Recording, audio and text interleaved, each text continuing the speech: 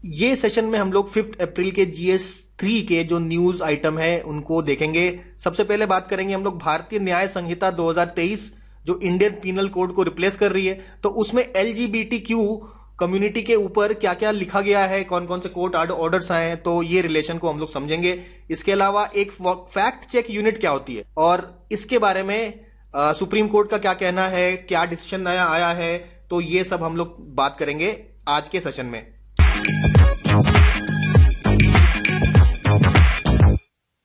तो थोड़ा हम बैक इन हिस्ट्री जाते हैं। बैक इन हिस्ट्री हम जाएंगे तो हम लोग देखेंगे इंडियन पीनल कोड का जो ड्राफ्ट है वो किसके द्वारा किया गया था, कब किया गया था। तो सबसे पहला फर्स्ट लॉ कमीशन के बारे में मैं फर्स्ट लॉ कमीशन जो आया था उसके चेयरमैन थे आपके टी बी मैक्यूले साहब थे the chairman of the first law. तो इन्होंने इंडियन पीनल कोड को ड्राफ्ट किया था कब, 1834 में, और it was with effect from, effect में कब आया, इफेक्ट में आया आपका जनवरी 1860 में ये आपका इफेक्ट में आया। ठीक है, तो इंडियन पीनल कोड चला आ रहा है तब से, 1860 से ये चला आ रहा है और अब तक भी, मतलब 21st सेंचुरी में भी ये इंडियन पीनल कोड ही चल रहा है। तो समय था बदलाव का, तो इंडियन पीनल कोड में चेंज किया। इसको क्या रिप्लेस किया गया, इसको रिप्लेस तो वैसे बहुत पहले कर दिया जाना चाहिए था, लेकिन कोई बात नहीं, देर आए दुरुस्त आए। तो इंडियन पीनल कोड में कई सारे चेंजेस किया गया और अब ये जो बिल है इसका क्या नाम है, भारतीय न्याय संहिता बिल। तो क्या ये पास हो गया है? अभी तक पास नहीं हुआ है। ये बेसिकली लोकसभा में है, लोकसभा में इसको रेफर कर दिया गया है, किसको, इसको रेफर कर दिया गया है टू द स्टैंडिंग कमिटी। तो स्टैंडिंग कमिटी के पास इसकी अभी बिल पड़ा हुआ। अब इस भारतीय न्याय संहिता में आपका LGBTQ कम्युनिटी के बारे में क्या क्या बातें मेंशन्ड है ये देखेंगे। LGBTQ कम्युनिटी के ऊपर हम लोग जानते हैं आर्टिकल 377 था। आर्टिकल 377 क्या है इसके बारे में भी बात करते हैं।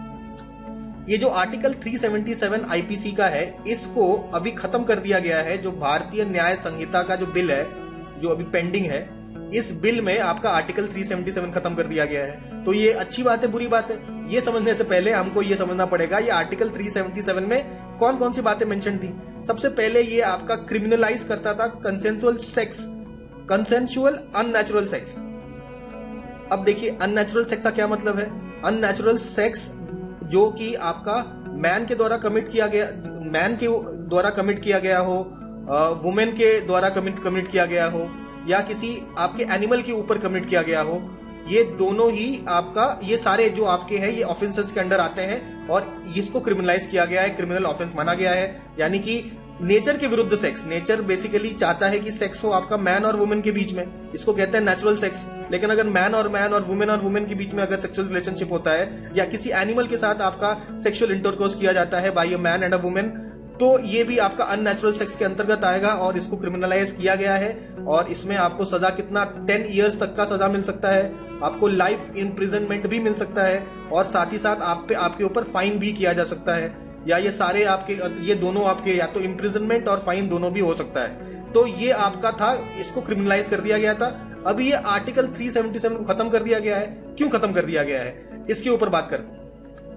तो जो LGBTQ कम्युनिटी है, LGBTQ प्लस कम्युनिटी, ये क्या कहती है, कम्युनिटी ये कहती है कि ये सारे जो लॉज हैं, क्योंकि ये जो सेक्स है ये कंसेंसुअल सेक्स है, तो इस सेक्स के ऊपर आपका क्रिमिनल कोई प्रोसिक्यूशन नहीं होना चाहिए। और क्योंकि आपका आर्टिकल 377 था, इसलिए इन्होंने कहा कि आपका इनको हैरेस किया जाता था, किसके द्वारा, उनकी ही फैमिली के द्वारा, देयर नेटल फैमिली, उनकी फैमिली के द्वारा, नेटल फैमिली के द्वारा, और आपका पुलिस के द्वारा। तो ये हैरेसमेंट, इनको किडनैप कर लिया जाता था, घर में बंद कर दिया जाता था, तो और पुलिस के द्वारा डराया जाता था। तो ये सब हैरेसमेंट इनका होता था। तो इनका कहना है कि ये जो आर्टिकल 377 हट गया है ये अच्छी बात है और ये तो इनका स्वागत ही करते हैं। और वैसे भी ये आपका भारतीय न्याय संहिता से पहले भी इस कानून को आपका स्ट्रक डाउन कर दिया गया था, किसके द्वारा, आपका सुप्रीम कोर्ट के द्वारा एक आपका कानून बनाया गया, एक एक्चुअली केस था जिसका नाम था नवतेज सिंह जोहर। तो नवतेज सिंह जोहर और यूनियन ऑफ इंडिया का केस ऑफ 2019 में ये जो आर्टिकल 377 ऑफ द IPC को पार्शियली स्ट्रक डाउन कर दिया गया, मतलब पूर्ण रूप से स्ट्रक डाउन नहीं किया, पार्शियल, इसके कुछ कुछ क्लॉजेस को हटा दिया गया था। तो ये आर्टिकल 377 अब पूरी तरीके से हट जाएगा क्योंकि भारतीय न्याय संहिता बिल में इसको हटा दिया गया है। तो समस्या क्या हुई, तो यहाँ अभी हम लोग समस्या को देखते हैं। अच्छा, ये जो आर्टिकल 377 था, ये आपका प्रोटेक्ट करता था किसको? आपका नॉन माइनर मेल्स फ्रॉम। देखिए, नॉन माइनर मेल्स को समझते हैं। देखिए, एक तो माइनर है, माइनर मेल्स जो है वो तो बच्चे की कैटेगरी में आते हैं, तो उसके ऊपर तो कई सारे एक्ट बने हुए हैं, जैसे कि आपका पॉक्सो एक्ट बना हुआ है जो आपके मेल्स को, माइनर मेल्स को प्रोटेक्ट करता है। लेकिन जो माइनर नहीं रहे हैं, जो बड़े हो गए हैं, उन मेल्स के ऊपर अगर कोई रेप करता है तो उससे बचाने वाला कोई लॉ नहीं है हमारे पास अभी। आर्टिकल 377 में उनको बचाया जा सकता था क्योंकि ये प्रावधान था अननेचुरल सेक्स का। लेकिन जब ये आर्टिकल 377 नहीं रहेगा तो जो नॉन माइनर मेल्स है उनके ऊपर रेप से बचाव नहीं हो पाएगा। क्यों? क्योंकि रेप का जो डेफिनेशन आपका है ये आपका जेंडर न्यूट्रल नहीं है। रेप के डेफिनेशन में ऐसा कहा गया है, rape can be committed by a man on a women. एक मैन है, एक वुमेन पे कर सकता है, एक मैन के ऊपर ये ऑफेंस नहीं हो सकता। तो अगर किसी मैन के ऊपर आपका रेप किया जा रहा है तो उसको क्रिमिनलाइज नहीं किया जाएगा, उसके लिए केवल 377 था, और जो कि अब हटा दिया जा रहा है। तो आपके जो नॉन माइनर मेल्स को अगर रेप किया जाता है तो उसको प्रोटेक्ट करने के लिए कानून में कोई भी प्रावधान नहीं रह जाएगा। तो इसके ऊपर गवर्नमेंट को कुछ और ध्यान देने की जरूरत है, कुछ अमेंडमेंट करने की जरूरत है, या किसी नए लॉ बनाने की जरूरत है। ठीक है, तो ये हो गई हमारी आर्टिकल 377 के ऊपर ये बात। अब देखेंगे ये आखिर न्यूज में क्यों है। अभी न्यूज में क्यों है? एक तो बीएनएस बिल की वजह से तो है ही है, और भी कुछ बात करते हैं। देखिए, सुप्रीम कोर्ट की कुछ गाइडलाइंस के बारे में बात करते हैं। तो सुप्रीम कोर्ट के आपके 3 जजेस बेंच ने कुछ गाइडलाइंस दी। किनको? कोर्ट को। ठीक है, क्या गाइडलाइंस दी इससे पहले समझेंगे कि रिसेंट में एक केस आया था केरला हाईकोर्ट के पास। केरला हाईकोर्ट के पास एक आया था आपका एलजीबीटीक्यू कम्युनिटी से। तो आपके एक कपल था, ठीक है, 2 लोग थे, उनमें से उस कपल में से एक व्यक्ति जो है मिसिंग हो जाता है। ठीक है, तो अगर मिसिंग हो जाता है तो ये क्यों मिसिंग हुआ, इसको लेकर ये दूसरा जो पार्टनर है ये आपका केरला हाईकोर्ट चले जाता है और लगाता है हेबियस कॉर्पस पिटीशन। तो हेबियस कॉर्पस पिटीशन लगाता है, हाईकोर्ट कहती है कि भाई ये जो दूसरा पर्सन है इनको ढूंढा जाए और कोर्ट के सामने पेश किया जाए, और फिर जाके इनको कोर्ट के सामने पेश किया जाता है। और ये जो पर्सन है, इन्होंने कहा था कि भाई कोई दबाव नहीं है, अपनी मर्जी से ही ये अपने फैमिली के साथ रहने चली गई थी, फैमिली के साथ रहने चली गई थी। उसके बाद इसमें आपका जजमेंट आता है हाईकोर्ट का कि काउंसलिंग के लिए भेजते हैं, भेजा जाता है इस कपल को। तो अब ये काउंसलिंग के लिए भेजा जाता है। तो ये सब आपका नोट करता है सुप्रीम कोर्ट। ये सब नोट करके सुप्रीम कोर्ट का 3 बेंच का जो आपका एक जजमेंट आता है, जिसके चेयरमैन और चीफ जस्टिस ऑफ इंडिया होते हैं, वो ये कहते हैं कि आप कोई भी अगर एलजीबीटीक्यू की काउंसलिंग करते हैं तो उनको अपना सेक्सुअल आइडेंटिटी चेंज करने को मजबूर नहीं करेंगे। उनके सेक्सुअल आइडेंटिटी को टर्न करने की कोशिश करना बिल्कुल सही बात।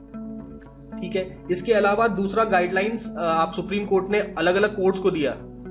कोर्ट्स को सबसे पहली बात बताया गया कि आपको जब भी ऐसा कोई हेबियस कॉर्पस का पिटीशन आएगा तो कोर्ट्स को एम्पैथी रखनी है। किसके? आपके एम्पैथी और कंपैशन से डील करना है। जो भी आपका मिसिंग व्यक्ति है, मतलब जो मिसिंग पर्सन है, उस मिसिंग पर्सन के प्रति आपको सहानुभूति रखनी है। और अगर मान लेते हैं कोई आपका जज है, उसके अगर कोई होमोफोबिक व्यूज, तो उस होमोफोबिक व्यूज को वो एस्क्यू करे। देखिए, एस्क्यू एक कोर्ट का टर्म है जिसका मतलब होता है इस व्यू को अपने जजमेंट से दूर रखें। एस्क्यू का अर्थ होता है एब्सटेन करना। अपने व्यूज को दूसरों पे थोपने की जरूरत नहीं है, और आप कॉन्स्टिट्यूशनल राइट्स आप इंश्योर करें रादर देन अपने व्यूज को लोगों पे थोपे। और ये भी आपका कहा गया है, कोर्ट्स को डायरेक्शन मिल। तो अगला news item is on fact check unit. Fact check unit क्या होता है? देखिए, इंफॉर्मेशन टेक्नोलॉजी रूल्स 2021 को अमेंड किया जाता है, और अमेंड करके एक फैक्ट चेक यूनिट बनाने की बात की जाती है, जो कि जिसका काम क्या होगा? To identify fake news on social. क्या आइडेंटिफाई करेगा? कोई भी फेक न्यूज है, कोई फॉल्स न्यूज है, कोई मिसलीडिंग न्यूज है, सेंट्रल गवर्नमेंट से रिलेटेड, इनको आइडेंटिफाई करने का काम मिला है आपका फैक्ट चेक यूनिट को। और सोशल मीडिया प्लेटफॉर्म्स को ऐसे कोई भी न्यूज छापने की मनाही है। कुछ भी फेक, फॉल्स और misleading information social media platform पे आप नहीं दे सकते। इसके अलावा तीसरी जो चीज है अमेंडमेंट में, वो बात की गई है on legal framework for online gaming eco. तो चलिए, ये तो लीगल फ्रेमवर्क बनाना है हमें ऑनलाइन गेमिंग इकोसिस्टम का, लेकिन प्रॉब्लम आपका ये जो फैक्ट चेक यूनिट है, इसके ऊपर लोगों को प्रॉब्लम हुआ। लोगों ने बोला कि ये तो वायलेट है, ये तो वायलेट किया जा रहा है आपका आर्टिकल 14 को, आर्टिकल 19 को। आर्टिकल 19 को, आर्टिकल 21 को, तो इनको वायलेट किया जाता है और ये बेसिकली आपका फ्रीडम ऑफ स्पीच के लिए हानिकारक है। और ऐसा कह के इन्होंने कर दिया केस आपके बॉम्बे हाई कोर्ट में आपका केस दाखिल कर दिया और फिर दो जज की बेंच बैठी। तो कौन से दो जज हैं? एक जज का नाम है आपका जीएस पटेल साहब, जस्टिस जीएस पटेल, और जस्टिस एन गोखले। तो यहाँ पे जो जीएस पटेल साहब ने कहा कि नहीं, ये जो आपका फैक्ट चेक यूनिट है, फैक्ट चेक यूनिट को भाई नहीं होना चाहिए, ये वाकई में आपका फ्रीडम ऑफ स्पीच के लिए खतरा है। लेकिन जस्टिस गोखले जी ने कहा कि नहीं, ये लॉ तो जरूरी है क्योंकि आपका फेक न्यूज, फॉल्स न्यूज और ये मिसलीडिंग न्यूज वगैरह आपके मार्केट में आती है तो काफी ज्यादा दिक्कत है, इनको रोकने के लिए कुछ मैकेनिज्म तो बनना चाहिए। तो एक स्प्लिट डिसीजन आ गया, 1-1 जज का स्प्लिट डिसीजन आ गया। तो जब ये स्प्लिट डिसीजन आ गया तो फाइनल डिसीजन देने के लिए आपका थर्ड जज अपॉइंट किया गया और थर्ड जज ने अभी तक अपनी डिसीजन दी नहीं है। तो फाइनली कुछ इस पे हो नहीं पाया फिलहाल। अभी थर्ड जज जब डिसीजन देंगे तब फाइनली पता चलेगा कि भाई सुप्रीम कोर्ट का क्या कहना है, सॉरी हाई कोर्ट का क्या कहना है इस मामले में, ठीक है। तब तक ये जो आपका फैक्ट चेक यूनिट है, इस पे आपका स्टे लगा दिया गया है। आपका स्टे लगा दिया है मतलब ये एप्लीकेबल नहीं है। जब रिजल्ट आएगा इसका तब जाके पता चलेगा कि भैया फैक्ट चेक यूनिट काम कर सकता है कि नहीं कर सकता, कॉन्स्टिट्यूशनल है कि कॉन्स्टिट्यूशनल नहीं है। तो अब इस पे बात करते हैं स्टे पे। स्टे किसने लगाया? तो एक बेंच बैठी, सुप्रीम कोर्ट की बेंच, ऑब्वियसली उनका हेड कौन करेगा? सीजेआई करेंगे। तो इन्होंने कहा कि ये जो वाला जो डिसीजन है आपका फैक्ट चेक यूनिट वाला, इस पे स्टे लाया जाए। क्यों ऐसा स्टे लाया गया है? क्योंकि कहा गया है कि कभी भी स्टे लाने के लिए एक्सप्लिसिट फाइंडिंग होनी चाहिए ऑफ अनकॉन्स्टिट्यूशनलिटी। तो ये फाइंडिंग अगर हो जाएगी तो स्टे ला सकते हैं। तो अब जस्टिस पटेल का जो आपका 148 पन्नों का रिपोर्ट है, इस रिपोर्ट को कहा गया है कि क्योंकि दो जजेस में से एक जजेस ने बोला है इसको अनकॉन्स्टिट्यूशनल, तो एक एक्सप्लिसिट फाइंडिंग ऑफ अनकॉन्स्टिट्यूशनलिटी हो गई है, जिसके तहत अब इस पे स्टे लगाया जा सकता है। तो अब स्टे लग गया है। अब देखिए थर्ड जो जज है उनके ऊपर सारी बातें हो गई हैं और जब तक ऐसा नहीं होता तब तक आपका फैक्ट चेक यूनिट बंद रहेगा, उस पर स्टे लगा रहेगा। देखिए यहां पे एक बहुत बड़ा सवाल उठता है, जजेस क्या रिटायरमेंट होने के बाद आपका कोई काम कर सकते हैं? तो इसके ऊपर डिस्कशन आपका चालू हो गया है। उसका बहुत बड़ा रीजन था कि एक जज थे कलकत्ता हाईकोर्ट के, तो ये जो कलकत्ता हाईकोर्ट के जज थे ये रिटायर हो गए और रिटायर होने के बाद इन्होंने एक पॉलिटिकल पार्टी ज्वाइन कर ली। पॉलिटिकल पार्टी आपकी एक ज्वाइन कर लेते हैं। तो अब यहाँ पे ये डिबेट चालू हो गया, क्या जजेस इस प्रकार का काम करते हैं कि अगर, क्योंकि लोगों का कहना है कि अगर आफ्टर रिटायरमेंट ये इस प्रकार का कोई पॉलिटिकल पार्टी से लिंक ले लें या फिर गवर्नमेंट जॉब ले लें तो इससे आपका इंडिपेंडेंस ऑफ जुडिशरी में इफेक्ट पड़ेगा। कैसे आपका इंडिपेंडेंस ऑफ जुडिशरी में इफेक्ट पड़ेगा? क्योंकि ये जो आपके जजेस हैं, इनके जो जजमेंट आपके पार्शियल है या नहीं, उनके पार्शियलिटी पे लोग संदेह करने लगेंगे। क्योंकि ऐसा भी पॉसिबल है कि मतलब जज आपके नॉर्मल केस को देख के जजमेंट ना दे, कोई इनके अलग आपके अनरिलेटेड रीजंस की वजह से अनरिलेटेड रीजंस क्या हो सकता है? हो सकता है कि इनको लालच हो कि पोस्ट रिटायरमेंट इनको कोई गवर्नमेंट जॉब मिल जाए, कोई अपॉइंटमेंट इन द गवर्नमेंट।